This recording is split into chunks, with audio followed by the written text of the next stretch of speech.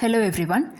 In this video, we will discuss John Donne's poem Sonnet 14, which is also known by its first line, Batter my heart, 3% God. So just as I mentioned, the poem is also called Sonnet 14 and it is actually part of an anthology, a collection of 19 poems titled Holy Sonnets. These poems written by John Donne in this particular collection are very personal poems. They show a different side of this poet because we know him from his poems like Canonization and Valediction Forbidding Morning, where he talks about his divine love. It is all kind of love poems, romantic poems. But whereas this sect, the Holy Sonnets, which contains these 19 poems, it shows the spiritual side of John Donne. This particular poem that we are going to learn was published after his death, after 2 years of his death, posthumously in the year 1633 in poems. So about this poem, we can say that first of all, it's a sonnet. That is, the poem contains 14 lines. It is a metaphysical poem, without any doubt. It's a poem written by John Donne and it has metaphysical conceits in it. It is also a religious poem. The main theme of the poem is the spiritual conflict in Donne. As I told you, we get to explore the spiritual side of John Donne. So the poem, we understand this point only after we go through the poem. And the two main sets of images are martial and marital. The last 2 points will be discussed after the poem. So let's move into the poem without any further delay. Now the poem begins in a very interesting way. He says, "Batter my heart, 3% God." Now, 3% God refers to the Christian belief of Father, Son, and the Holy Spirit. So, he is talking to the 3% God, the Father, the Son, and the Holy Spirit, and he is telling, "Batter my heart." Now, I have led a very worldly life. Now, John Donne was not a very religious person from the beginning. He traveled, he explored, he lived a very worldly life. Now, he wants to change. He wants to come back to God. But he is not finding it very easy. Like, you have been partying all along your life. You have been leading a very, you have been celebrating your life, and all of a sudden you can't easily go back to God. So he is telling God, see, if I want you to help me to change, but you can't simply change me by knocking me or breathing me, shining me, telling me sweetly that, "Dear John, you have to change, you have to be a good man, you have to come back to me." Those things won't change me. You have to batter my heart. You have to break me, hit me. Simply kicking me here and there is not going to change me. Break me, batter my heart, 3% God. For you, as yet, but knock, breathe, shine, and seek to mend.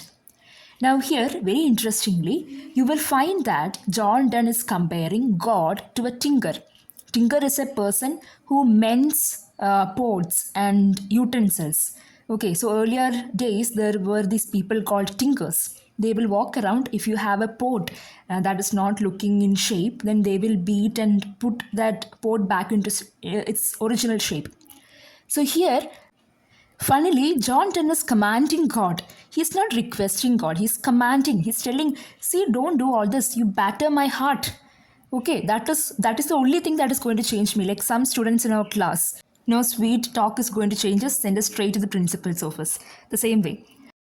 So if I have to rise and stand, you have to overthrow me, you have to break me, bend me, use all your force to break, blow, burn, and make me new, destroy me completely, and then you make me into something new. And he says, I, like an usurped town to another due. I am like an usurped town. I am like a conquered town. And who has conquered me? The devil. Satan has conquered me. I am like a conquered town. Labor to admit you, but oh, to no end. See, if I am being conquered by someone, I should be friendlier to you so that you can come and help me. But no, I can't do that. For some reason, I couldn't do that. Reason your viceroy in me should defend, but is captived and proves weak or untrue. Now, the reason, you know what reason is? You know that it is not okay to go touch fire. because you know it's logically you can think. You know that if you go and touch it, you are going to burn your fingers. So that is reason. A small child doesn't have that reason. It doesn't know that if you go and touch fire, you are going to burn your hand, your fingers. So that is what is reason. So actually, I know that what I'm supposed to do, what is right, is that I should come to you. But for some reason, my logical thinking is weak and untrue. It is not working. I can't use my reason. Yet, and John Donne says, yet, dearly I love you and would be loved fain. And he's telling God, dear God, I love you and I wish that you would love me back. But again, there is still another but am betrothed unto your enemy. Now, John Donne is imagining himself as a woman who is betrothed to the man. The man is actually the devil. Okay, so I am betrothed to, I am going to marry your enemy who is God's enemy, the devil. So this is the problem. I want to love you, I want you to love me, but what is the problem? I am betrothed to the devil. Divorce me. Now, what should I do in order to come back to you? I should break my bonds with the devil. So, in normal terms, if you are already in a relationship with someone and you have to move on to another person, then you have to break this bond first and then move on. So, same way, first I have to break this bond that I share with your enemy, with the devil, so that I can come to you. So, divorce me, untie or break that knot again. You break it for me, divorce me. I don't want to have this relationship with your enemy. Take me to you. Okay? You bring me to you. Love me. You take me to you. Imprison me, for I, except you enthrall me, never shall be free. Now, this is a paradox again. Very interestingly, John Donne thinks that when he is imprisoned, he will be set free. So, freedom for him comes with imprisonment by God. So, he's telling God, you divorce me, help me divorce, break that tie from your enemy and put me in prison. You put me in the cage. You imprison me so that I could be free. In a way, when he says that I shall never be free, he means that I will be always with you. So he wants to be free from all these worldly things, from his enemy, so that he could be in a way free, and in another way he will be imprisoned, but on God's terms. It's not only that he doesn't want to be free from God, he also doesn't want to be chased. To be chaste is to never be committed to anyone in a physical relationship. So he doesn't want to be free. He doesn't want to be chaste. He wants God to ravish him. Ravish here, from the poem, the literal sense, we understand that it is kind of edging towards this physical relationship, to be consummated in love.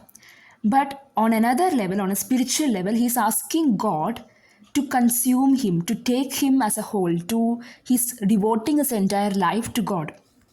So this is a very shocking comparison that John Donne is using in the poem, to compare his relationship with God to something that is very earthly, as if they are two lovers and who are interested in a physical relationship. He's comparing these two things which we would never do, which any other poet wouldn't think of doing. So faith as sexual love. So that is a metaphysical conceit, a very shocking comparison. And yes, it is a metaphysical poem and we are expected to expect the unexpected. So that is our poem. So coming back to the 2 points we talked about in the beginning, the poem shows the spiritual conflict in Donne. The conflict is that Donne was not a person who was spiritual from the beginning. He has been a very worldly man, and then there is a sudden change in him. So there is a lot of conflict. You have the devil on one side and God on the other side. So there is this conflict in Donne that is being portrayed in the poem. And the two main sets of images, the martial and marital. These are the two main sets of images. Martial meaning, martial, you know, the physical, the beating. You have to break me. Don't just knock me here and there, asking me to be a good man. I won't do that. You have to break me, destroy me, and then make me newly. Then I'm going to change. And so there are these type of images. You have to break me, destroy me. I am married. I am betrothed to your enemy. So such images, these come under the martial images. And the marital images, as I told you, there are several sensual images. Some to an extent are also shocking for us, but that is Donne's way of putting his ideas into a metaphysical poem. So I hope you have understood. So let me know your suggestions in the comment section. Please like, share, and subscribe. And thank you so much for watching.